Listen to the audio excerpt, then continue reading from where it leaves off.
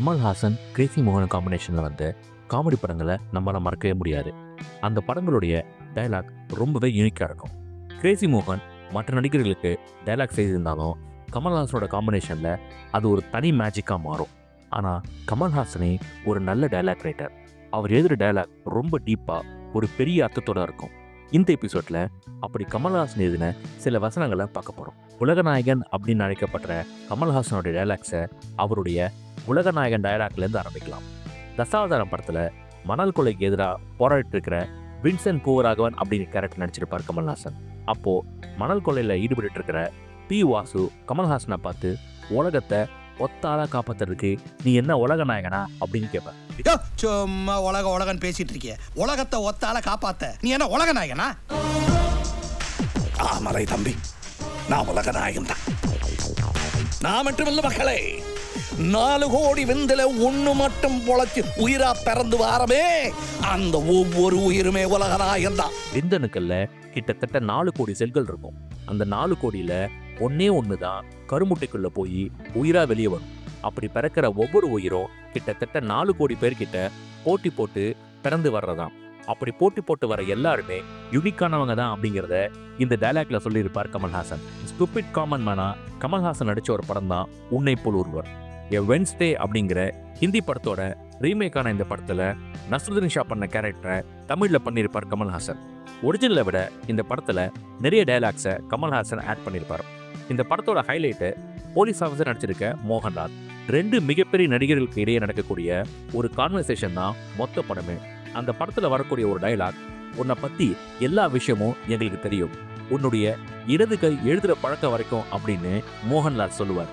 உன்னை பற்றி நிறையவே எங்களுக்கு தெரியும், நடை உடை பாவனை, உன்னோட இடது கை பழக்கம். ஓ, எல்லாமே தெரியுமா? சரி, உங்களுக்கு மகாத்மா காந்தியை பத்தி என்ன தெரியும்? அவர் பேரை சொல்ல கூட உனக்கு அருகதை இல்லை.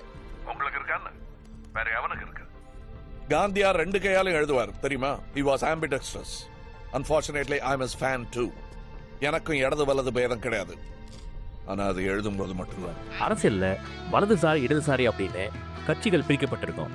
எனக்கு இடது வலது ஒன்று தான், ஆனா அது எழுதுதல மட்டும்தானே தவிர கட்சி அடிப்படையில் இல்லை அப்படின்னு சொல்லுவார் கமல்ஹாசன்.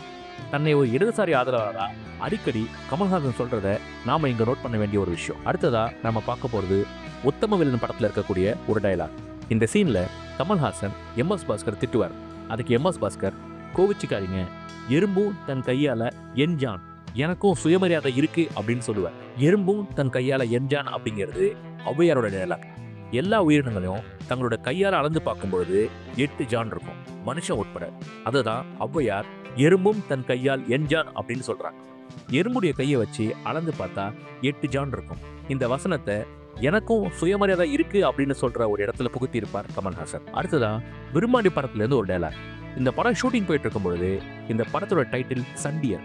இந்த டைட்டில் வைக்கக்கூடாது அப்படின்னு ஒரு இயக்கம் போராட்டம் பண்ண அதை மாத்தி விரும்மாண்டி அப்படின்னு வச்சார் கமல்ஹாசன். படத்துல ஒரு டைலாக்ல ஏ சண்டியரே அப்படின்னு கமல்ஹாசனை ஒருத்தர் கூப்பிட, என் பேர் சண்டியர் இல்லை விரும்மாண்டி அப்படின்னு பதில் சொல்வார் அவர். என்னதான் நீ விரும்மாண்டின்னு பேரை வச்சாலும் எப்பவுமே சண்டியர் தான் அப்படின்னு ஒரு டைலாக் இருக்கும். இந்த டைலாக் போராட்டம் நடத்தின அந்த குழுவுக்கு தன்னுடைய படத்தின் மூலமா கமல்ஹாசன் கொடுத்த ஒரு தக் ரெஸ்பான்ஸ் தான். கடைசியா கமல்ஹாசனுடைய மாஸ்டர் பீஸான ஹேராம் படத்துலேருந்து ஒரு டைலாக். இந்த படத்துல கமல்ஹாசனுடைய பேரை தன்னுடைய தாத்தாவை பற்றி சொல்லும் பொழுது தாத்தாவுக்கு எப்போவுமே ஃபர்ஸ்ட் பர்சன் சிங்குலர் தான். ஒரு ஊர்ல ஒரு ராஜா இருந்தார்னு சொல்ல மாட்டார், நான் வாழ்ந்த ஒரு ஊர்ல ஒரு ராஜா இருந்தார் அப்படின்னு தான் சொல்லுவார். அவர் சொல்றதுல எது உண்மை எது பொய்ன்னு நம்மளால கண்டுபிடிக்கவே முடியாது அப்படின்னு அந்த டைலாக் முடியும். இந்த டைலாக்குக்கும் இந்த படத்தோட கதைக்கும் நிறையவே சம்மந்தம் இருக்கு. இந்த படத்துல காந்தி வந்தாலும் தன்னை முன்னிலைப்படுத்தி கமல்ஹாசன் ஸ்கிரிப்ட் எழுதியிருப்பார். கமல்ஹாசன் பேசுறது புரியல, யாருக்குமே புரியாத மாதிரி பேசக்கூடியவர் அப்படின்னு ஒரு பேர் அவருக்கு உண்டு. அது உண்மைதான். சில சமயங்கள்ல அவர் பேசுறது நம்மளுக்கு புரியாது, ஆனா ஆழ்ந்து கவனிச்சு பார்த்தா அதுக்குள்ள இருக்கக்கூடிய அர்த்தங்கள் நிறைய. உங்களுக்கு பிடிச்ச கமல்ஹாசனோட டைலாக்கை கமெண்ட்ஸ்ல ஷேர் பண்ணுங்க. ஸ்டோரி இல்லை, என் life sir. Everything is inspired. எனக்கு இன்ஸ்பிரேஷன் இல்லாமல் என்னால் ப்ரெஸ்பயரே பண்ண முடியாது.